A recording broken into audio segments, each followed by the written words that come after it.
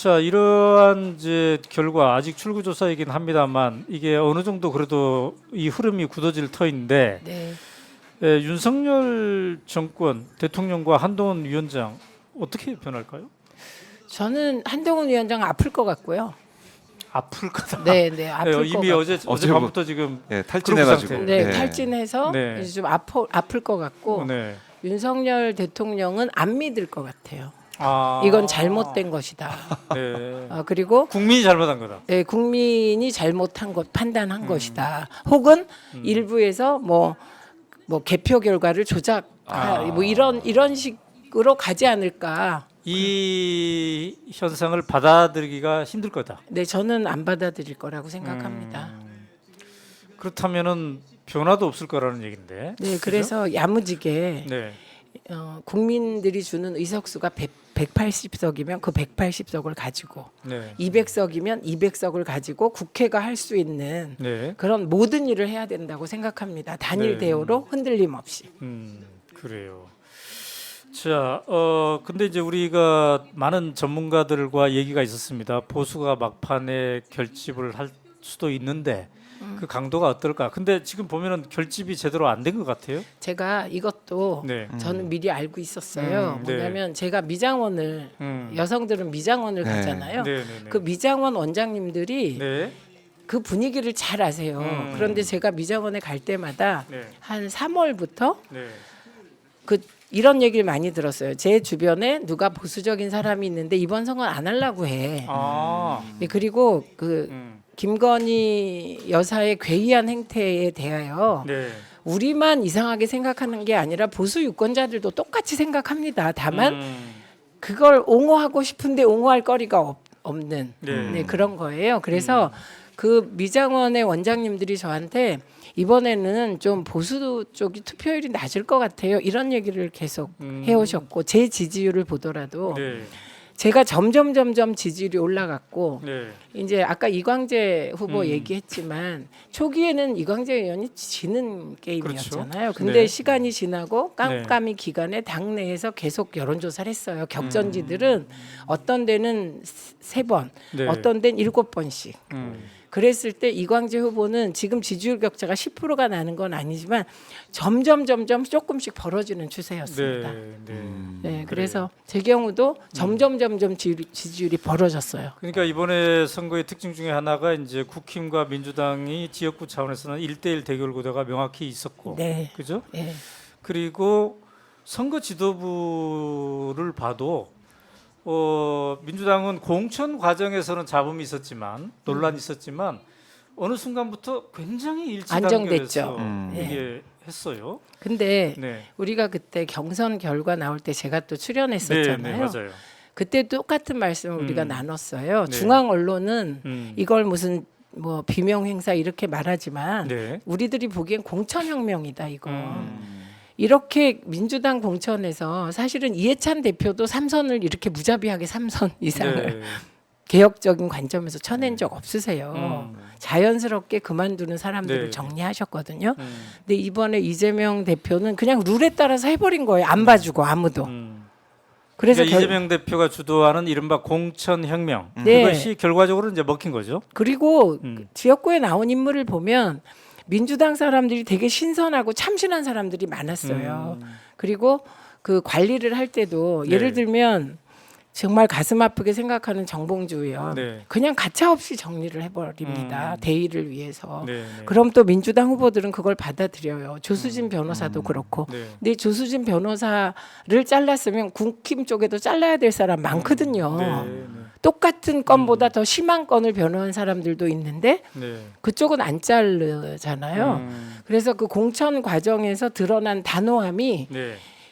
그 막 언론에서는 민주당 욕하기 바빠서 그런데 바닥에서는 네. 사실은 저하고 경쟁하는 쪽에 좀 생각 있는 분들도 두려워했어요. 그걸. 게다가 이해찬 대표가 결합을 하는 순간 네.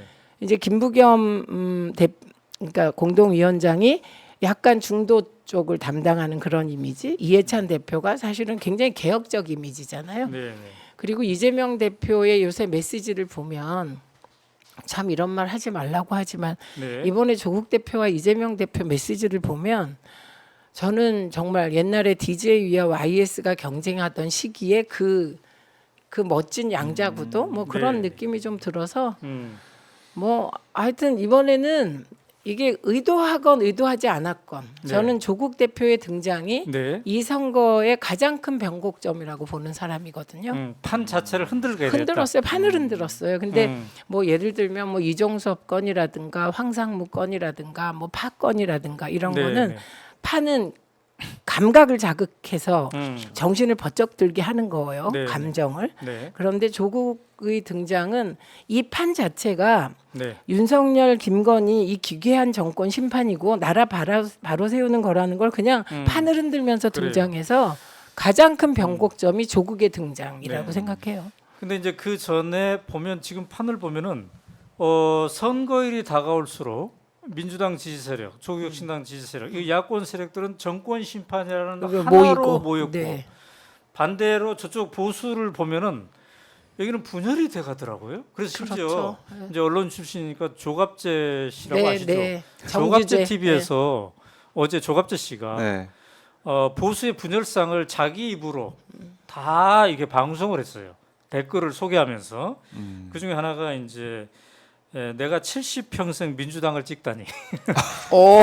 이런 보수의 이야기를 태어나서 처음으로 보수 안 찍었어요. 이런 얘기도 얘기를 하고요.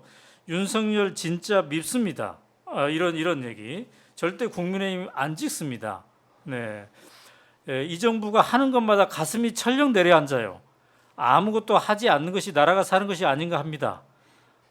윤석열 대통령 가만히 있었으면 좋겠어요. 이런 얘기들이 보수의 입장에서 나오는 건데 특히 이제 의대 정원 문제와 관련해서 보수가 서로 이제 분열을 한 모습들을 네. 볼 수가 있는 거겠죠. 그 그래서 어찌 보면 기저에 있는 정권 심판이라는 그것이 야권은 쭉 네. 계속 갖고 저쪽은 정부 지원. 근데 왜 이걸 정부를 지원해야 되지? 이거에 회의감을 드는 네. 사람들이 막판에 많지 않았나 그래서 이런 생각이 투표를 안 한 분들이 꽤 있어서 네.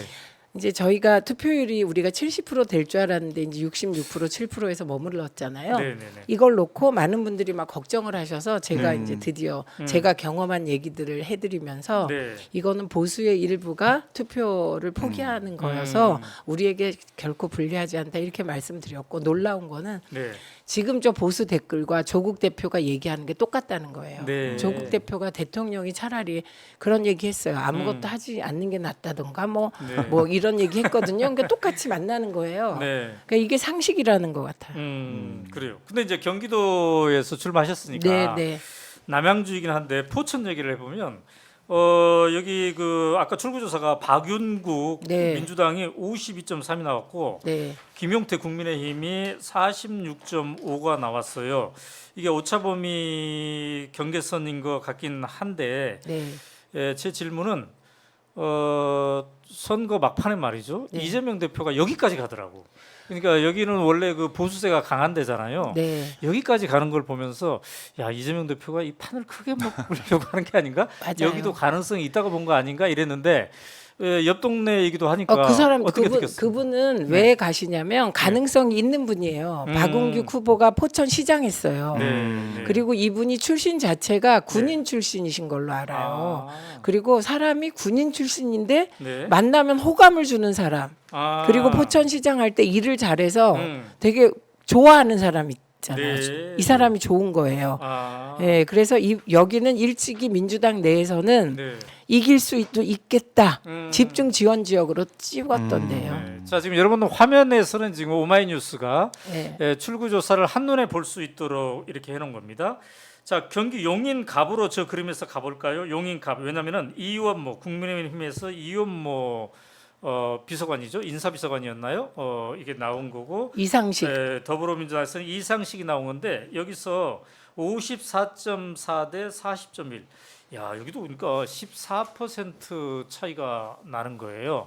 이게 굉장히 상징적인 데이지 그렇죠. 않습니까? 네. 경찰과 검사의 네. 대결이기도 하지만 저 네. 이원모 비서관은 네. 소위 그 전용기 민간인 탑승 사건이 안에 있는 사람. 네. 그러니까 음. 그 이런 것 같아요. 네.